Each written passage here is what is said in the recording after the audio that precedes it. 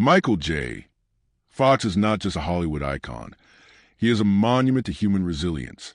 He gave us Marty McFly, the boy who raced through time with a skateboard, a mischievous smile, and endless hope. That wasn't just a role. It was youth itself, frozen in cinematic glory, inspiring millions to believe in the impossible.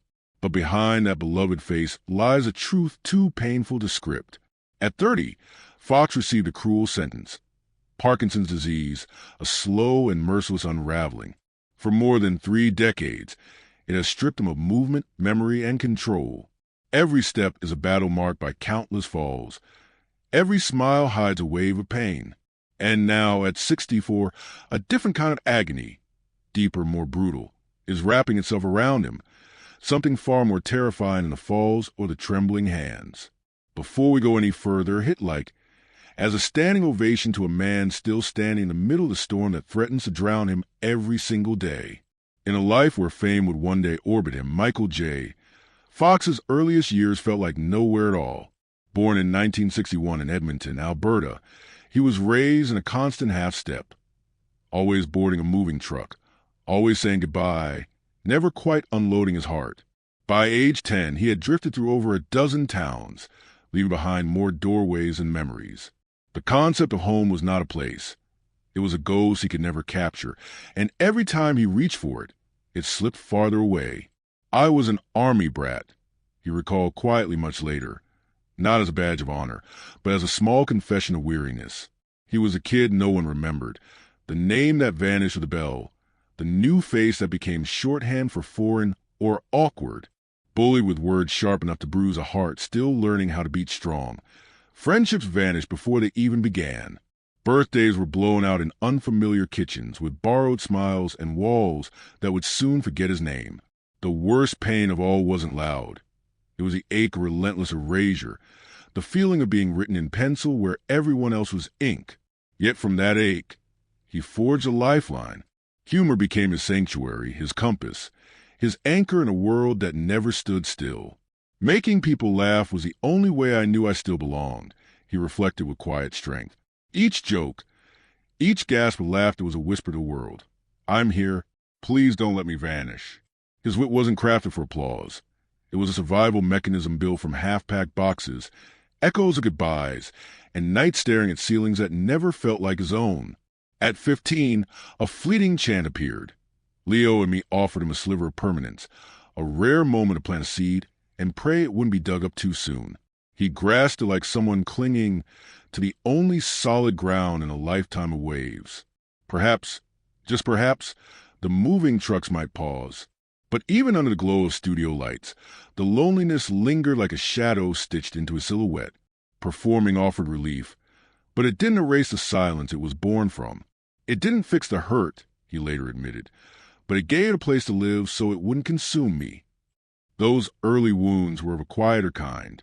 They didn't leave bruises, but bled invisibly long after the world stopped noticing. Places didn't scar him. People forgetting him did. Names and see you agains that never turned into welcome backs. Home wasn't bricks or corners. It was the ache of never staying long enough to matter.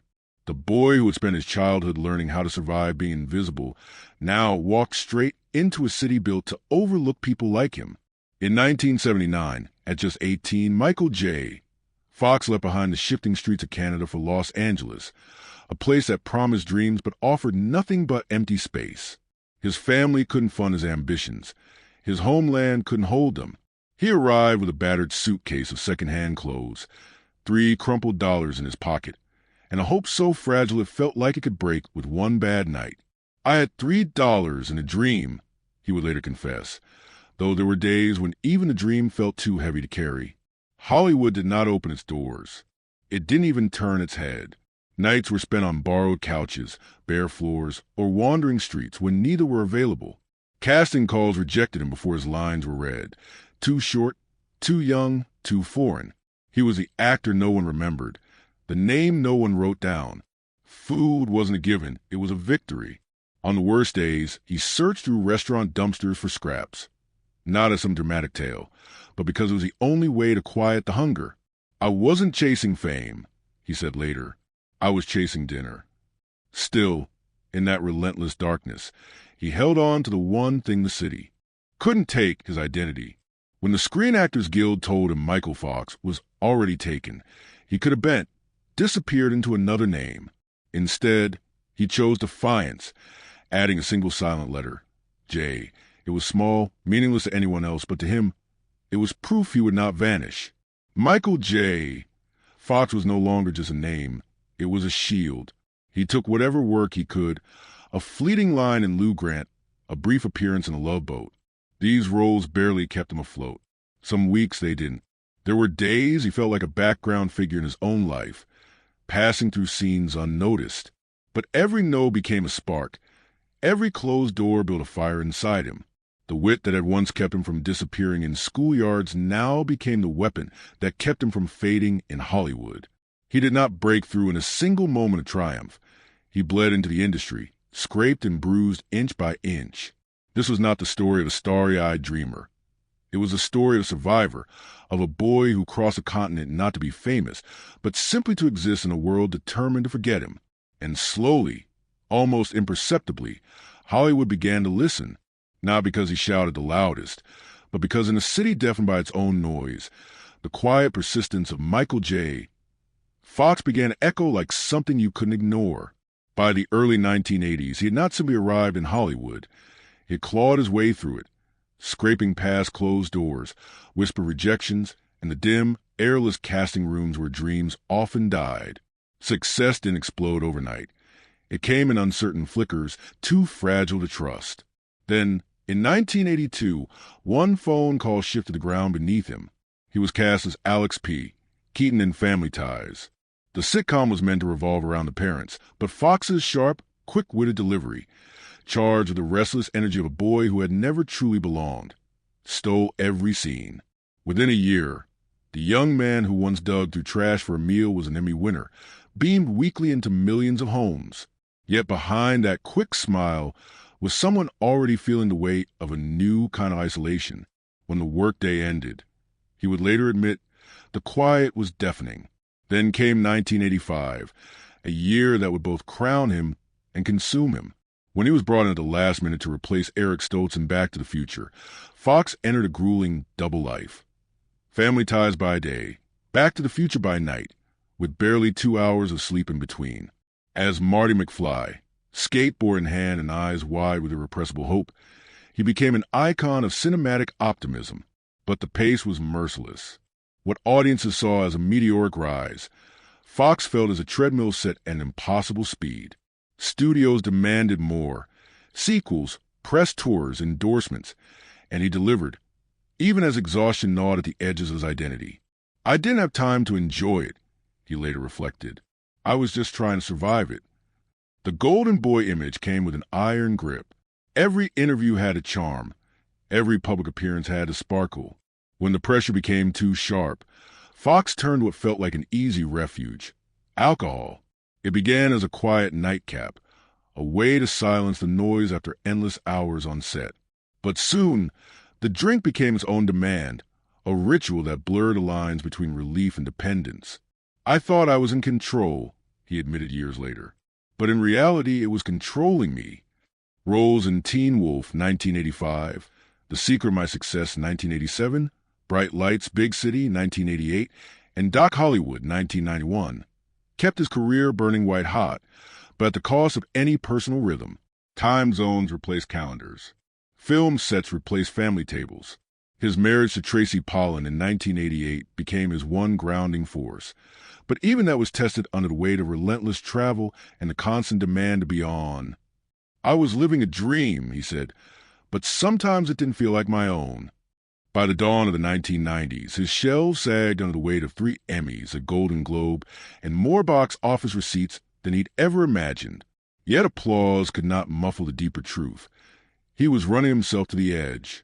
Alone in hotel rooms after a carousel of red carpets and flashbulbs, he would sometimes ask himself whether the boy from Edmonton had finally found home, or if he was merely playing a part in someone else's version of it.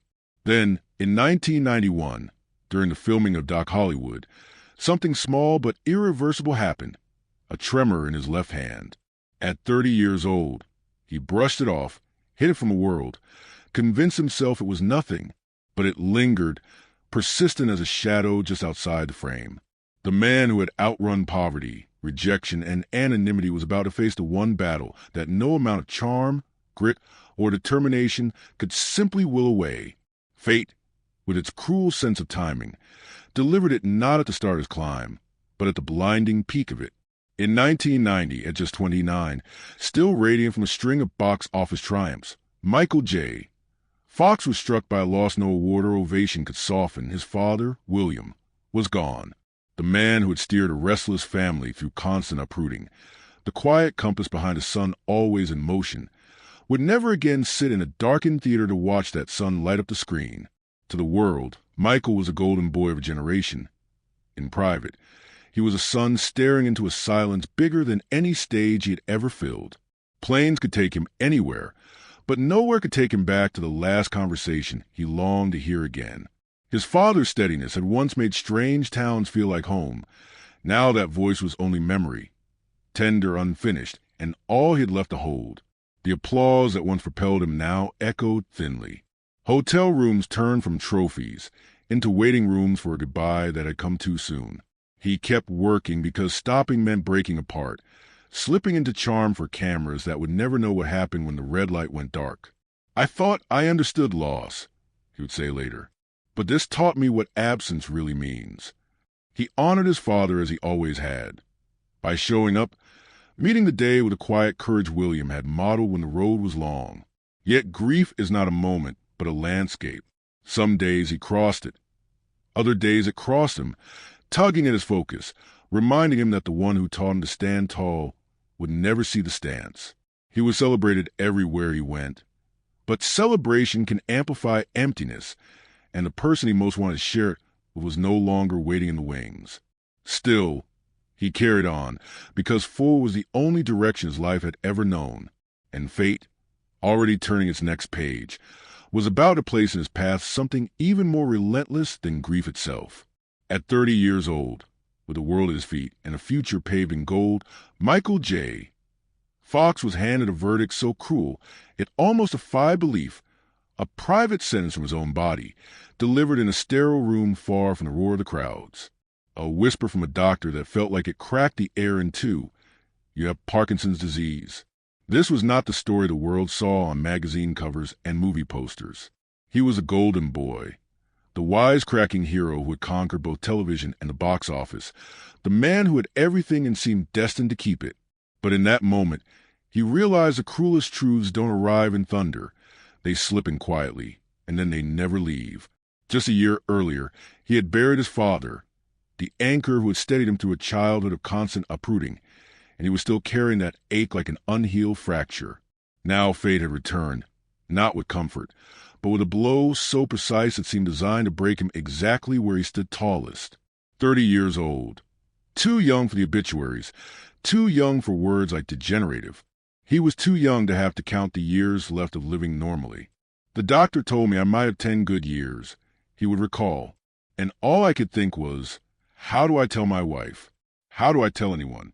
He didn't, not for a long time. Instead, he built a wall around the truth, bricking it in with work, charm, and a punishing schedule that kept him moving fast enough to outrun the thoughts waiting in the quiet. He kept acting, kept smiling for cameras, hitting his marks, delivering lines with that same unshakable timing. But behind the scenes, his life became a series of negotiations, between scenes, between pills, between the man the world believed in and the man who lay awake at night staring at the ceiling, wondering how long before the mask would crack. Alcohol became the easiest way to blur the edges, to soften the sharp corners of the reality he was hiding. "I wasn't ready to be anyone's tragedy," he admitted years later. But grief and fear have a way of seeping through even the most polished armor. He memorized shooting scripts while memorizing the exact times he needed to take his medication, so that no one would notice a change in the way he held a coffee cup or signed his name. Each role became not just a performance but a battle, keeping his voice steady, his movements controlled, his eyes free from the flicker of panic that came when he imagined the next year and the next and the next. Hollywood, in its hunger for perpetual motion, didn't notice because he wouldn't let it. He delivered hit after hit, standing under lights that made him glow even as the shadows inside him lengthened. But there's a kind of loneliness in carrying a secret the size of your own future.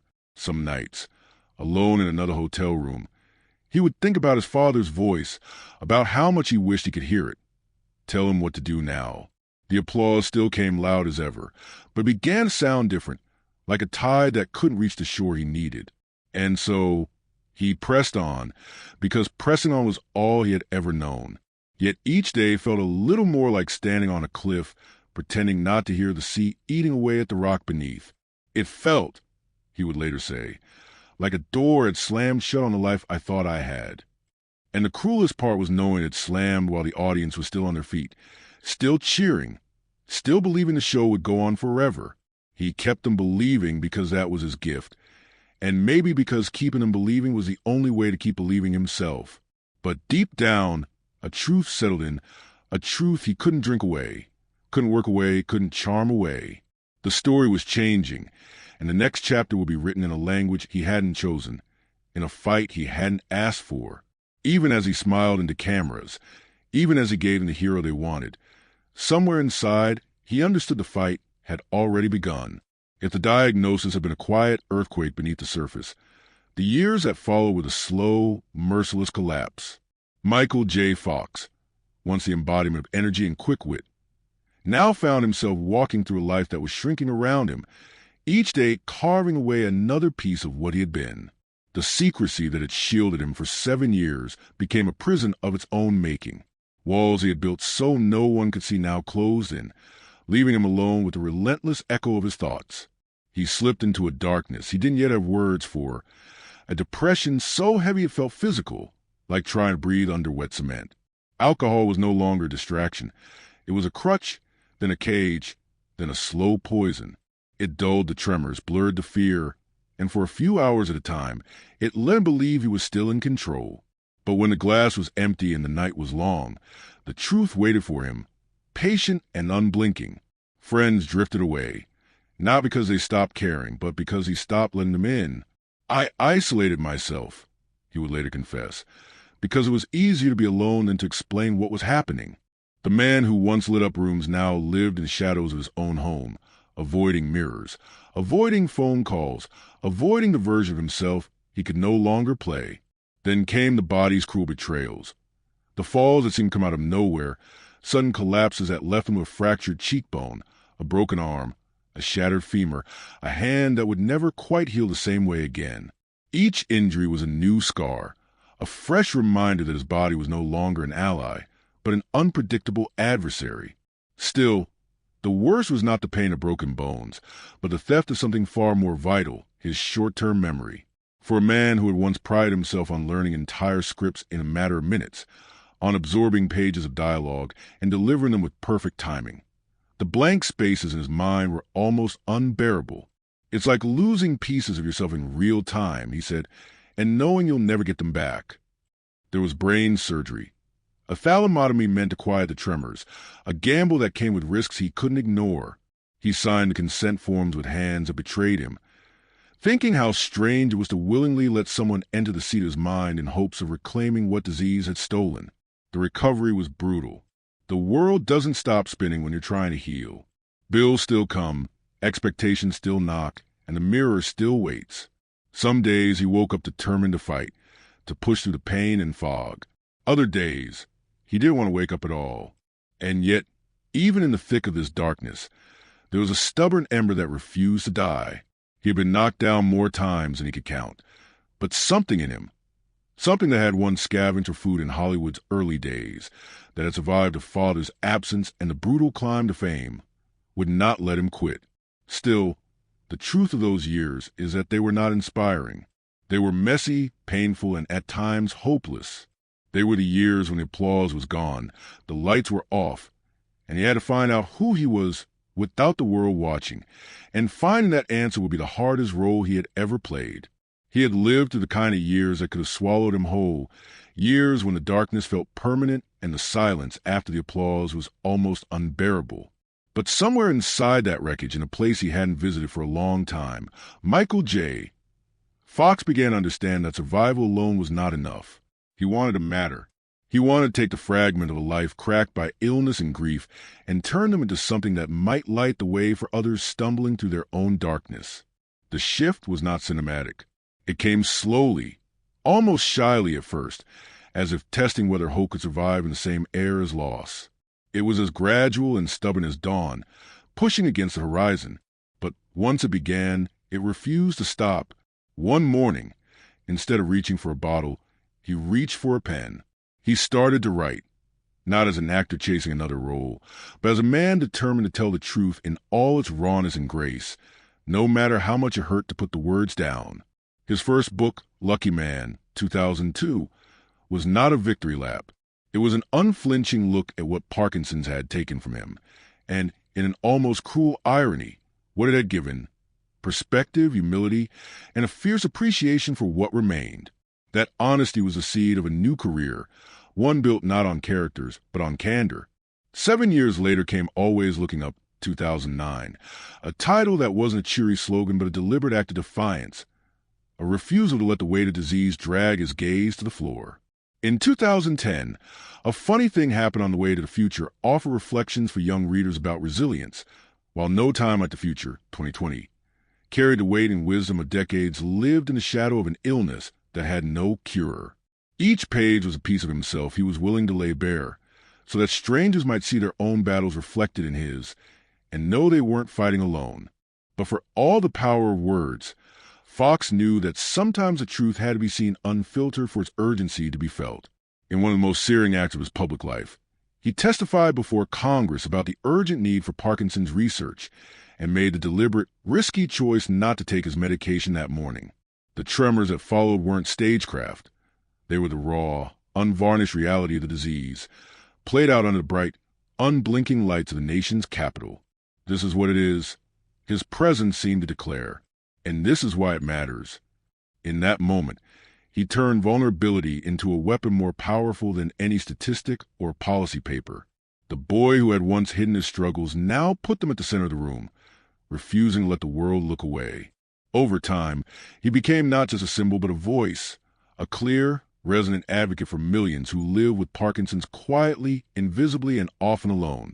Through the Michael J. Fox Foundation, he poured himself into the fight, helping raise more than $1 billion for research, chasing the faint but unwavering hope of a cure. Yet his influence was never just about the numbers. It was about showing up over and over with the same humor that had once been his armor, now offered as a gift. He could still land a punchline that filled a room with laughter, but now that laughter carried something deeper, proof that joy and struggle can live side by side. He became a fixture at fundraising events, science summits, and support groups, not as a distant celebrity, but as a fellow traveler on the same hard road. People saw in him living proof that a diagnosis was not the end of the story, but the start of a different one still worth telling. He never pretended it was easy. Part of his power was admitting that some days were brutal, that optimism was a choice renewed daily, not a permanent state of grace. But he also made it clear the choice was worth making. For those who had followed him from the quick wit of Family Ties to the timeless grin of Marty McFly, this chapter revealed a different kind of heroism, one without special effects or guaranteed happy endings, measured not by box office success, but by the courage to keep stepping forward when the road ahead was anything but certain. The boy from Edmonton who had once been told he was too small, too foreign, too young, had taken on Hollywood and won. Now, facing Parkinson's head-on, he made sure no one living with it would feel invisible again. And though the disease remained relentless and unsparing, it could not touch the legacy he was building, one of courage, candor, and the unshakable belief that even in the darkest tunnel, light is not only possible, it is worth walking toward. In a life where so much had been taken, health, certainty, even the quiet of an ordinary day, there was one gift that never wavered, one anchor that held when every other line had frayed: the steadfast love of his wife, Tracy Pollan, and the warm, unshakable bond of the family they built together after a chance meeting on a sitcom set in 1985. She had first walked into his life that year on the set of Family Ties, playing a character who matched his quick wit with her own. Tracy Pollan wasn't dazzled by Michael J. Fox the star. She saw the man behind the timing, behind the charm, the one who still carried the echoes of a restless boyhood. 3 years later, in 1988, They stood together as husband and wife, two young actors holding hands at the start of a shared journey, unaware of how many storms they would have to weather. When their first child, Sam Michael, was born in 1989, Fox was riding the crest of his career, juggling scripts, sets, and red carpets, convinced that if he just moved fast enough, nothing could fall apart. But Parkinson's, and the drinking that came with trying to outrun it, slowed him in ways he could not hide from her. There were seasons when illness and addiction threatened to fray the very fabric of their marriage, when it might have been easier for her to let go. Yet she stayed, not out of obligation, but out of a love rooted so deeply that neither fame nor hardship could shake it. She became his quiet fortress, the one place where he could set down the weight of the world and still be seen. "I used to think I was a burden," Fox would later admit. But Tracy said, "You don't have to be strong. You just have to be here." In those 9 words, she gave him the permission to be human and the courage to keep showing up. As the years unfolded, so did their family. Twins Aquina and Skylar arrived in 1995, and Esme and Annabelle in 2001. Each child adding another thread to the net that caught him when the falls, literal and figurative, came. Their home was never a shrine to illness, but a living, breathing sanctuary of noise, chaos, and love. Cereal spilled across the counter. Music drifted from bedrooms, and last-minute school projects sprawled across the kitchen table. In that space, fear had no room to whisper, because laughter was louder. Home became the one place where he didn't have to explain the tremors, where he could be tired without apology, where optimism wasn't a performance but a choice made together. For Michael, it was more than a refuge. It was proof that no matter how unsteady the world outside became, there was a circle that held him fast. And for anyone living with chronic illness, his life stood as a testament to the truth that the right love, steadfast, patient, and unafraid, can be as powerful as any medicine. In public, he remained an icon. In private, he was simply Dad, the man telling terrible puns at dinner, cheering too loudly at school plays, and reminding his children by example that love is not just what you feel, but what you do every single day. For Michael J. Fox, the applause of Hollywood was fleeting, but the devotion of Tracy and the life they built together was eternal. In the story of his survival, family was not a subplot. It was the beating heart of the narrative, the one place where every role he had ever played faded away, and only the truest one remained. Now, at 64, in the quiet stretch of California's Santa Barbara coast, on 22 acres of land where the ocean breeze tangles with the scent of citrus blossoms, Michael J. Fox has found the last chapter he never planned but now embraces. The property is a patchwork of fruit trees, gardens, and shaded paths, places where he can move at his own pace, where the urgency of his early life has given way to the rhythm of seasons. Here, with Tracy by his side and their children, now grown but often returning home, he lives not in retreat, but in a deliberate slowing down, the kind of life where gratitude is not a thought but a daily practice. His net worth is estimated at $65 million, but the true wealth he treasures isn't in bank accounts. He's made no public announcement about his will, yet those who know him believe the plans are set. The foundation that bears his name and the family that bears his heart will be provided for. His health is in the advanced stages of Parkinson's now. The short-term memory loss he once dreaded has settled in for good. A wheelchair helps him cover distances his legs can no longer manage. He's dropped 25 pounds, a strategic choice to soften the impact of inevitable falls. And yet, he maintains a regimen that speaks to the will of a man unwilling to surrender the dignity of daily life. Mindful eating, light physical therapy, meditation. The face is leaner now, the features sharper, but the smile is still there, quick, warm, the same one that could light up a sitcom set or a cinema screen. His eyes, deep and steady, carry both the weight of what he's endured and the quiet triumph of having outlasted the worst. Every morning I wake up, he says, I have to relearn how to walk, relearn how to love myself in the most misshapen version of me. Public appearances are fewer, but never empty. In 2025, he will make a special guest turn in Shrinking, a wink to the audience that he is still, in his own way, part of the storytelling world. He shows up for select talk shows, documentaries, and always for the Parkinson's fundraising events that remain closest to his heart. Just recently, he appeared alongside Tracy at a major gala. his hand in hers. Their clasp as steady as a vow they made in 1988. For the fans who once saw him only as a quick-witted Marty McFly, these glimpses now carry a different weight. Proof that you can become an icon without needing a stage, that the light you cast is not measured by how many eyes watch you, but by how deeply it reaches the ones who do. And the light he has cast is not fading, it is multiplying. Since founding the Michael J. Fox Foundation in 2000, he has built it into the largest Parkinson's research organization in the world, raising more than $2 billion to chase the cure he knows may not come in his lifetime. In 2025, the Foundation's IQ Plus U campaign is set to expand the groundbreaking PPMI research project, aiming to detect Parkinson's as early as age 40, perhaps shifting the fight before symptoms even start. It is a kind of forward-looking work that blends science with hope and bears the same stubborn optimism that has defined his life. Honors have followed him, though they were never the point. The Presidential Medal of Freedom, the Order of Canada, multiple honorary doctorates, and a place on Time's list of the 100 most influential people in the world all sit in his story now. But in his own telling, these are not the achievements he measures most carefully. What matters more are the conversations with young researchers who might hold the next breakthrough in their hands, or the handwritten letters from people across the globe who say his courage kept them going one more day. As the public man slowly steps back, the private man steps forward. There is a deliberate intimacy to his current life. Meals shared without cameras, sunsets watched without an audience, the laughter of his children mingling with the sound of the wind in the trees. It is not withdrawal but distillation, a stripping away of what is no longer essential, leaving only what feeds the soul.